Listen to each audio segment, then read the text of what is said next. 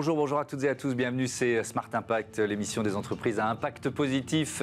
Et voici le sommaire. Mon invité, c'est Jean-Noël de Charentenay, directeur général d'Hydrogène de France. Il vient d'inaugurer son usine de piles à combustible à forte puissance. Dans notre Zoom RSE, on parlera du développement des éco-pâturages, un marché en plein essor où quand les moutons remplacent les tondeuses à gazon. Et puis dans notre rubrique Startup, je vous présenterai Naboo. Naboo, c'est une plateforme de réservation de séminaires d'entreprise bas carbone. Voilà pour les titres, c'est parti.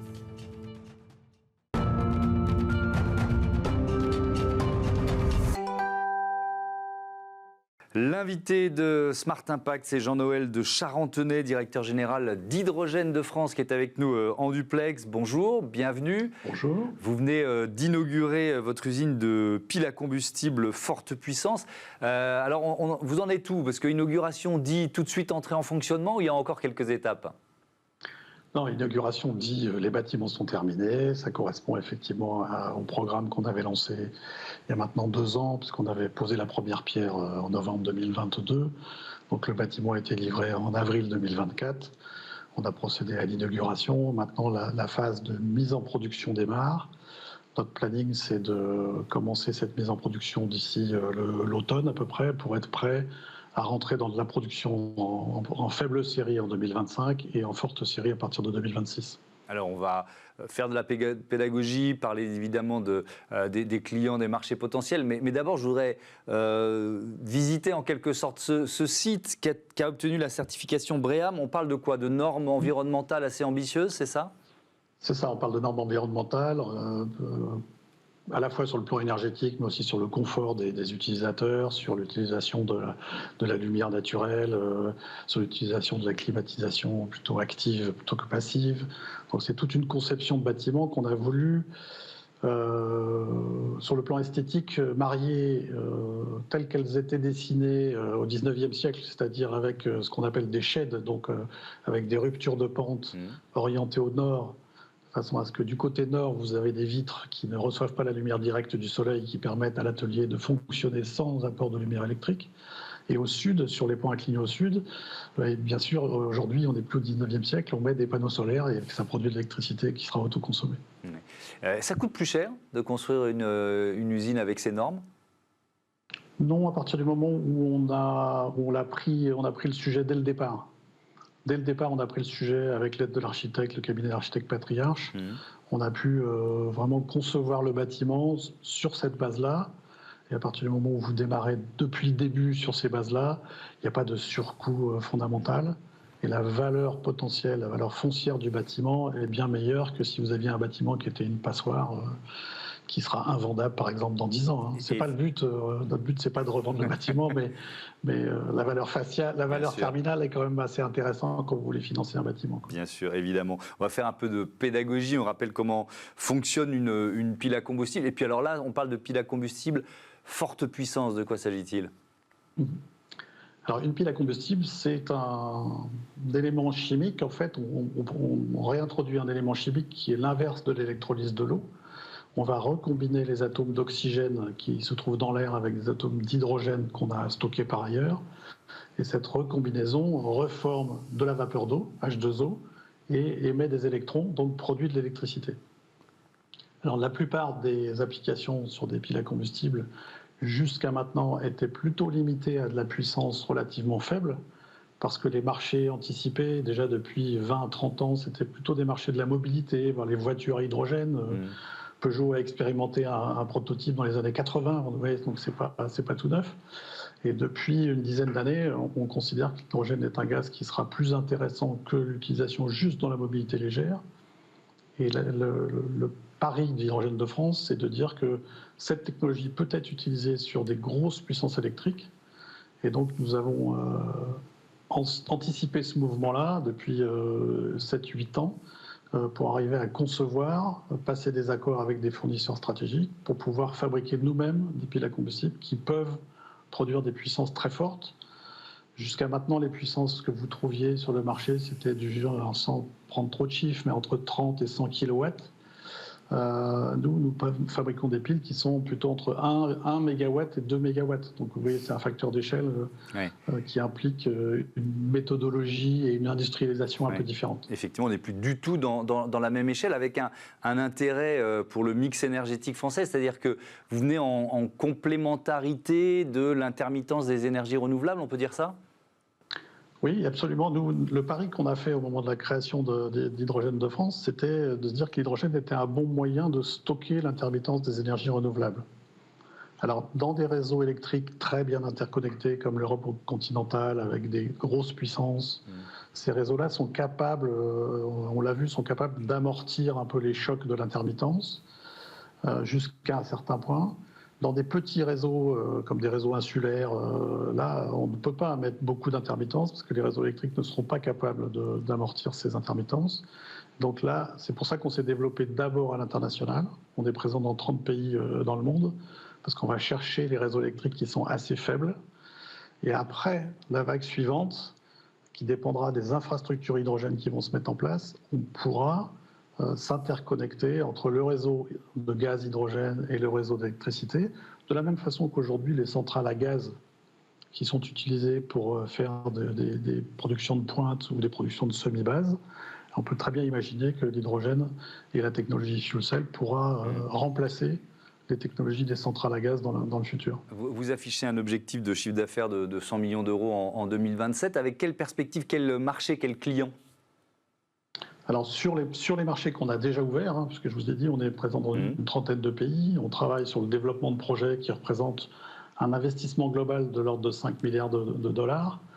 À chaque fois qu'on développe un projet, on capte la valeur à la fois en tant qu'assistant maîtrise d'ouvrage dans le cadre des développements des projets, et on capte de la valeur aussi en fournissant les piles à combustible qui vont faire partie de ces projets-là.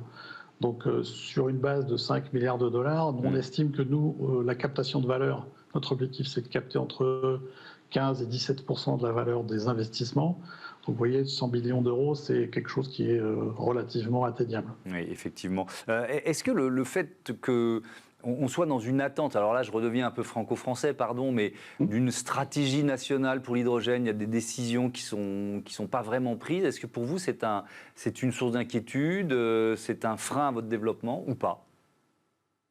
Non, c'est pas vraiment une source d'inquiétude parce que, encore une fois, je vous le dis, on s'est d'abord projeté à l'international, donc on est dans des rapports en termes de régulation qui sont un peu différents que ce qu'on peut trouver en Europe continentale et spécifiquement en France.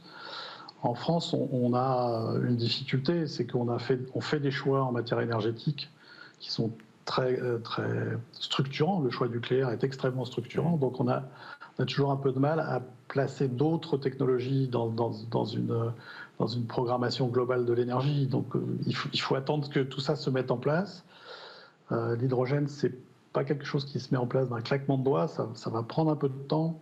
Moi, j'ai coutume de dire que si on revient un petit peu en arrière, dans les années 50, je sais que ça fait un moment, mais dans les années 50, quand vous allumiez votre cuisinière à Paris, c'était ce qu'on appelait du gaz de ville. Le gaz de ville, c'était la distillation du charbon qui produisait de l'hydrogène principalement d'ailleurs.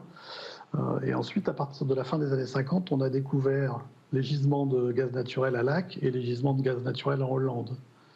Et l'Europe s'est entièrement convertie en 7 ans au gaz naturel. C'est-à-dire à déployer un réseau, une infrastructure totale pour basculer du gaz de ville au gaz naturel en 7 ans.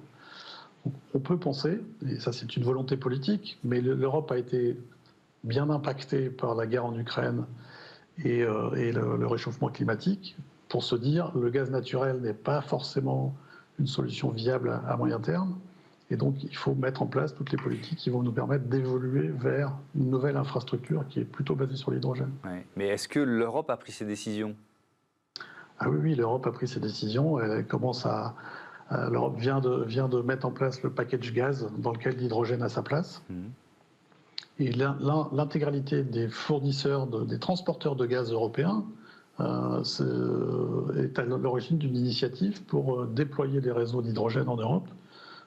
Et ils ont tout un plan de travail qui est prêt, qui est sur la table, et qui a été pris en compte par l'Union européenne aussi, et donc les choses avancent. Est-ce que ça veut dire... Ça n'avance pas très très vite, oui. Ça avance à à la vitesse des infrastructures énergétiques, qui sont quand même des investissements très très lourds, et donc on ne peut pas se faire ça d'un claquement de doigts. Évidemment. Est-ce que pour une entreprise comme la vôtre, ça veut dire que, par exemple, il y a des subventions européennes qui sont arrivées, qui pourraient arriver ? Il y a des subventions européennes qui ont été validées par la Commission assez récemment, parce que on était dans la vague des PIEC hydrogène. Donc on a fait partie de la 4e vague, donc plutôt dédiée à la mobilité lourde. Et la Commission européenne a reconnu que notre dossier était finançable. Donc les dossiers, dans le cadre des procédures PIEC, sont présentés par les États membres à la Commission. Et la Commission accorde à l'État membre le droit de subventionner, en dehors des aides d'État, en dehors des traités européens, a le droit de subventionner des projets qui ont été clairement identifiés. Donc notre projet qu'on a présenté déjà il y a 3 ans a subi toutes les instructions que vous pouvez imaginer au niveau national et au niveau communautaire. Et là, officiellement, la Commission européenne a validé le projet, et officiellement, le ministère de l'économie a publié que la ligne budgétaire qui était prévue au maximum jusqu'à 172 millions d'euros de subventions pour notre programme de développement industriel. Petite question, parce qu'on a à peine effleuré les mobilités. Il y a aussi pour une entreprise comme la vôtre des débouchés, peut-être dans le ferroviaire ou dans le transport maritime. Ça fait partie des perspectives ou alors pas du tout ? Si, absolument. C'est-à-dire que pour vous redécrire assez rapidement notre processus mental, si je puis dire, on s'est intéressé à s'impliquer dans la partie industrielle des piles à combustible parce que personne n'était capable dans le monde de répondre à nos besoins dans le cadre du développement des projets de production d'électricité renouvelable, stable, qu'on développe dans beaucoup de pays dans le monde. À partir du moment où on s'est intéressé à ça, l'étape suivante a été de se dire peut-être on peut s'intéresser à d'autres marchés que la production d'électricité, mais par contre on garde cette spécificité de forte puissance. Donc, quels sont les marchés dans lesquels des piles à combustible de forte puissance peuvent avoir un débouché ? Il y a 2 marchés principaux, c'est le fret ferroviaire et le maritime. Parce que dans le fret ferroviaire, une locomotive de fret, c'est à peu près 1 mégawatt, 2 mégawatts pour tirer du fret. La plupart des locomotives sont en fait des véhicules hybrides, c'est-à-dire qu'ils ont un moteur diesel qui alimente un moteur électrique. Donc si vous retirez le moteur diesel et que vous mettez une pile à combustible à la place, cette pile à combustible va alimenter le moteur électrique. Il faut savoir qu'il y a beaucoup de locomotives de fret diesel dans le monde et beaucoup de lignes ferroviaires qui ne peuvent pas être électrifiées dans le monde. Et ben voilà, donc ça fait du rétrofitage, si j'ose dire, en perspective. Merci beaucoup Jean-Noël de Charentenay, et à bientôt sur Bismart. On passe tout de suite à notre rubrique, le Zoom de Smart Impact. On va parler d'éco-pâturage. Retrouvez le débat de Smart Impact avec Veolia.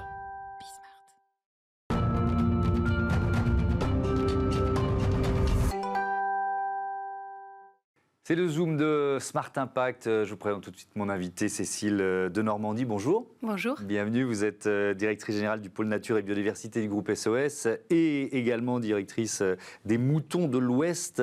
On va parler d'éco-pâturage. Peut-être qu'on peut commencer par définir de quoi il s'agit.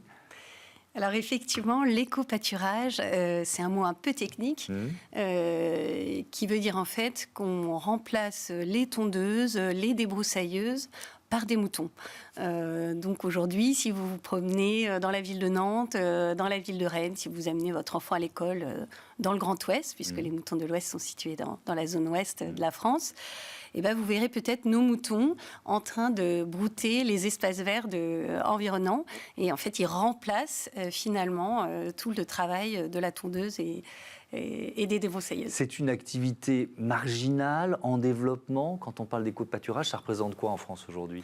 Alors aujourd'hui, c'est une activité qui reste encore niche, je dirais, mais qui se développe à toute allure. Nous, c'est vrai qu'on a démarré l'activité en 2016.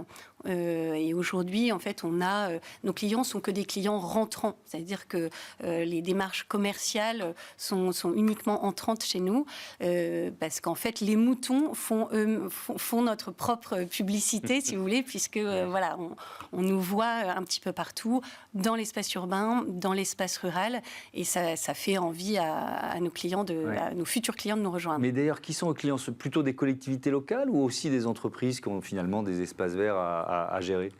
Alors, ce qui est intéressant, c'est que c'est très varié. Ouais.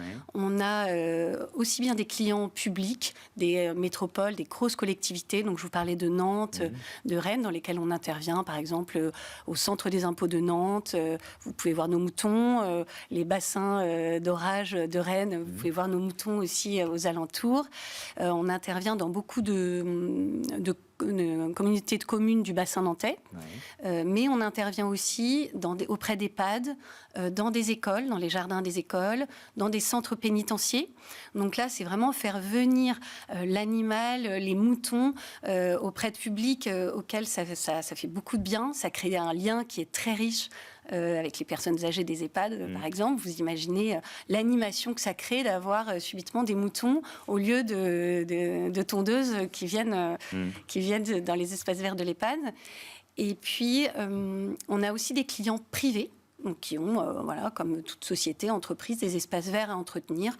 Par exemple Airbus, par exemple Lidl, des grosses PME aussi du bassin de l'Ouest. Et là, il y a un lien très intéressant qui se crée aussi avec les salariés, puisque tous les matins, les salariés arrivent et donc voient les moutons, souvent leur donnent un petit nom. Il y a un attachement qui se crée, donc c'est tout à fait intéressant. Est-ce qu'il y a des races spécifiques? J'y connais rien. Est-ce que vous avez choisi une race plus qu'une autre? Et si oui, pourquoi? Alors effectivement, on a choisi des races rustiques, qui étaient d'ailleurs des races en voie de disparition. Donc ça a aussi permis de contribuer, c'est notre petite pierre à l'édifice pour contribuer à sauvegarder aussi ces races de moutons. On a des landes de Bretagne, des moutons landes de Bretagne, qui sont des gros moutons un peu rustiques, qu'on utilise beaucoup plutôt dans les zones rurales ou périurbaines. Et en zone urbaine, on a des moutons d'Ouessant, qui sont des petits moutons noirs, très agiles et très rustiques, qui peuvent du coup rester sur les lieux toute l'année. Qu'est-ce qu'ils deviennent en fin de vie? Alors, est-ce qu'ils vont à l'abattoir? Qu'est-ce que vous avez choisi comme système, en quelque sorte? C'est une question centrale qui a beaucoup animé et qui anime beaucoup nos bergers, notamment. Parce que, qu'est-ce qu'on fait des moutons en fin de vie? Nous, on a fait le choix très assumé, et c'est vraiment revendiqué aussi par nos bergers, de les laisser mourir de leur belle mort. Donc, alors, on a certaines parcelles un peu plus éloignées des zones urbaines, qui sont un peu nos centres de vieillesse pour les moutons, et puis ils meurent de leur belle mort, chez nous. Donc il y a, on l'a bien compris, des préoccupations, même plus des engagements en termes de bien-être animal. Par exemple, pour le transport, là je rentre vraiment dans les choix que vous avez dû faire quand vous les transportez d'une parcelle à l'autre, d'un lieu à l'autre. Ça dure longtemps? Comment ils sont transportés? Alors, on est organisé en 6 zones géographiques sur l'ouest de la France, donc entre Angers et le nord de la Normandie. Donc, on a 6 bergers qui sont en CDI, ce qui est aussi une particularité, parce que souvent, dans les copâturages, les bergers ne sont pas forcément salariés. Nous, on fait le choix de les salarier en CDI. Chacun a donc une zone qui lui est dédiée, et en gros, il n'est jamais à plus d'une heure d'une de ces zones d'intervention. Donc, ça nous permet de rationaliser les déplacements, on réfléchit aussi en termes d'impact carbone, évidemment. Ça limite notre impact carbone. Et puis, ça permet aux bergers d'être très réactifs, d'aller sur le terrain rapidement s'il y a quoi que ce soit. Et donc, ils sont transportés sur un petit véhicule roulant sur cette petite zone géographique, en gros. Est-ce que l'éco-pâturage, il est possible partout? Parce que, en préparant l'émission, il y a quand même des articles assez critiques sur des moutons en ville, au bord de périphériques, etc. etc. Est-ce que c'est possible partout? Alors, c'est surtout une question de surface disponible. Parce que le mouton, il n'aime pas être tout seul. Donc, il faut mettre au moins 2 moutons. Et nous, on intervient sur des surfaces qui sont au moins de 1500 mètres carrés. Donc, ce n'est pas énorme, 1500 mètres carrés. Mais ce n'est pas un tout petit jardin dans un centre-ville. Et on va évidemment jusqu'à plusieurs hectares. On met 7 moutons par hectare, en gros. Mais en réalité, on peut intervenir à partir de ces surfaces-là, partout, et même on encourage, nous, à justement nos partenaires et nos clients à nous faire intervenir aussi dans des zones urbaines, parce que on trouve, et on le constate tous les jours sur le terrain, que ça crée un lien avec les populations qui est vraiment très riche. Ça crée une animation, les gens viennent voir les moutons. Donc il y a quelque chose qui se passe quand il y a des moutons dans une zone urbaine, dans un quartier très urbain justement. C'est au contraire très intéressant. Et d'ailleurs, nous, on ajoute à notre offre donc, d'entretien des espaces verts une offre d'animation. Donc on a des animations tontes, une animation chien de berger. Donc le berger vient avec le chien. C'est très impressionnant de les voir travailler avec le chien et faire rassembler les moutons. Et ça, nos clients aiment beaucoup. Ça contribue aussi à les fidéliser et au succès des moutons de l'Ouest. Ouais, vous êtes, je l'ai dit, directrice générale du pôle nature et biodiversité du groupe SOS, c'est le plus grand groupe européen d'économie sociale et solidaire, qui est donc devenu actionnaire des moutons de l'Ouest. Peut-être pourquoi et puis quelles conséquences ça a, ce partenariat? Alors effectivement, le groupe SOS est actionnaire majoritaire des moutons de l'Ouest depuis 1 an maintenant. Comme vous l'avez dit, on est le premier groupe de l'économie sociale et solidaire d'Europe et de France. On intervient beaucoup sur les secteurs du médico-social, historiquement, la protection de l'enfance aussi, mais également le secteur de la transition écologique, en faisant le lien entre transition écologique et lien social. Et nous, au Mouton de l'Ouest, on a vraiment une ambition forte sur la dimension RSE et on espère aller très loin sur les impacts sociaux en faisant intervenir des gens dans un parcours d'insertion professionnelle qui intégrerait du coup la société Les Moutons de l'Ouest. L'insertion professionnelle, c'est quelque chose que le groupe SOS maîtrise bien, qu'on fait dans de nombreuses associations ou entreprises d'insertion. Et là, l'éco-pâturage, ça s'y prête particulièrement aussi du fait de ce lien avec l'animal.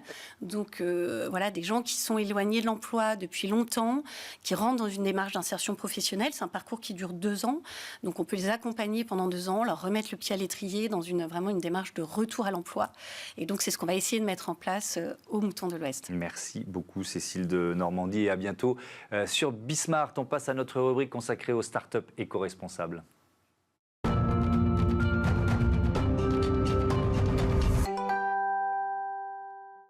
Smart Ideas, notre rubrique consacrée aux startups éco-responsables avec Maxime Eduardo. Bonjour. Bonjour. Bienvenue. Vous êtes le cofondateur de Naboo, créé en 2022 avec Antoine Servant, Lucien Bredin et Jean-Louis Villeminot. C'est quoi Naboo? Racontez-moi. Naboo, c'est une plateforme d'organisation d'événements d'entreprise clé en main, en réservation instantanée et surtout bas carbone.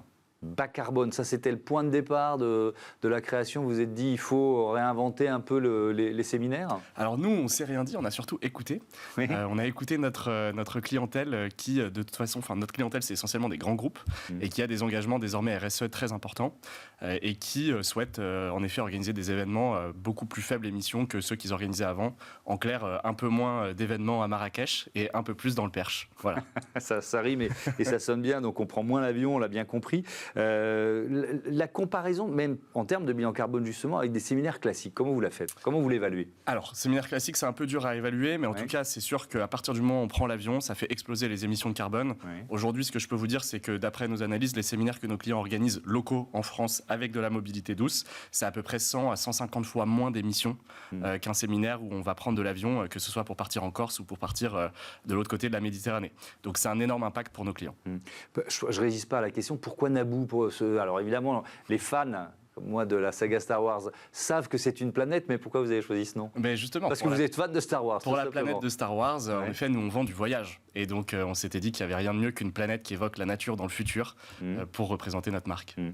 Donc, une petite question un peu générale sur le marché des séminaires d'entreprise. On en est où aujourd'hui? Le marché des séminaires d'entreprise. Il y a eu un coup d'arrêt clairement avec le Covid, donc on en est où aujourd'hui? Mais une très forte reprise juste après, qui est liée non seulement au Covid, mais également à l'essor du télétravail. Avec le télétravail, évidemment, ça a un petit peu distendu le lien entre les collaborateurs qui du coup se voient un petit peu moins en entreprise et donc les entreprises ont augmenté massivement leur consommation d'événements pour rassembler leurs collaborateurs. Donc le marché il a pris bien 30% là sur les 2-3 dernières années. Il est toujours en croissance. Il est juste un petit peu différent aujourd'hui parce qu'il y a plein d'autres impacts comme l'inflation qui est venue également un peu cisailler les coûts dans les entreprises. Donc aujourd'hui on fait des plus gros événements, on en fait un petit peu moins et on essaie de maintenir le budget. Voilà ce qui se passe. Et vos clients sont forcément des grands groupes ou des grandes entreprises? Majoritairement pour nous, c'est vrai qu'on a une offre qui est particulièrement dédiée et adaptée aux grands groupes, justement parce qu'on va travailler toutes ces notions de bilan carbone pour les événements, on les accompagne sur toute la réduction de leurs émissions, on les accompagne sur la gestion intégrale de leurs événements. Et pour nous, c'est également, je ne vais pas le cacher, beaucoup plus rentable de travailler avec des grands groupes qui ont beaucoup d'événements, plutôt que de travailler un événement par événement pour les plus petites entreprises. Donc on parle de quoi? De séminaires au vert, en quelque sorte. Vous avez des lieux privilégiés, pas trop éloignés à chaque fois du siège des entreprises en question. Comment vous travaillez? Oui, c'est ça. C'est ça. En fait, on a observé que déjà presque 50%, 47% des événements d'entreprise ont lieu à moins d'1 heure du bureau. Donc déjà, c'est une très grosse partie des événements, et près de 90% à moins de 2 heures des grandes métropoles. Les facteurs qui impactent énormément les destinations, c'est donc justement être proche des métropoles et avoir une gare à proximité, justement pour y aller en mobilité douce. Donc nous, notre travail, ça a été d'aller trouver toutes ces magnifiques destinations dans les régions, donc les châteaux, les manoirs que vous pouvez retrouver, notamment pour des lieux de mariage, que nous, désormais, on mobilise pour les entreprises, pour les accueillir. Donc il y a l'avion, donc mobilité douce. Il y a d'autres leviers à activer pour créer un séminaire bas carbone? Alors, nous, ce qu'on mobilise, vous avez raison, avant tout, c'est la partie mobilité, parce que c'est ce qui a le plus gros impact. Mais ce n'est pas le seul impact qu'on peut avoir. Par exemple, nous, on travaille quasi exclusivement avec des acteurs locaux. Donc, on permet à ces gens-là d'avoir du travail toute l'année, plutôt que d'en avoir que dans les pics saisonniers. Donc, on crée de l'emploi indirect dans les régions, et c'est très important. Cette année, on va créer plus de 500 emplois indirects dans les régions, sachant qu'aujourd'hui, nous, on est 80 salariés chez Naboo. Donc, on a quand même un impact qui est encore plus important sur l'environnement extérieur. Ça, je dirais que c'est la première chose. La deuxième, ça reste la partie mobilité, c'est sûr, et le bilan carbone qu'on va effectuer. Donc, est-ce qu'on est en zéro déchet pendant les événements? Est-ce qu'on est en sourcing local? Est-ce qu'on cuisine avec des ingrédients de saison? Toutes ces choses-là ont un impact réel sur l'environnement. Et tant qu'on parle de toute cette partie RSE, il y a un troisième impact que je voudrais évoquer. Pour les intermédiaires comme nous, particulièrement, parce que nous, c'est pas nous qui fournissons le service, en réalité, nous, on est intermédiaires. C'est la répartition de la valeur. Puisque quand une entreprise, elle passe par un intermédiaire comme nous pour organiser un événement, elle s'attend à payer un certain prix, et en réalité, les intermédiaires se rémunèrent essentiellement sur les fournisseurs. Et donc, en fait, il y a cette notion de commission, de rétrocommission que les partenaires vont nous donner, hein, c'est notre chiffre d'affaires, il est constitué comme ça, et il y a une notion de juste commission pour que ces gens-là vivent bien. D'accord ? C'est un peu comme le système Booking. Booking, plus ils sont devenus gros, plus ils ont pris des commissions, et moins c'est devenu juste pour les hôteliers. Et nous, c'est notre dernier combat, c'est celui d'avoir une juste répartition de la marge. Donc on prend, nous, entre 10 et 12% de commission envers nos partenaires, et on considère que c'est ça qui est juste et qui permet de créer un cercle vertueux, et donc des événements qui sont justes et responsables. Merci beaucoup, Maxime et Eduardo, et bon vent à Naboo. Voilà, c'est la fin de ce numéro de Smart Impact. Merci à toutes et à tous de votre fidélité à la chaîne des audacieuses et les audacieux. Salut!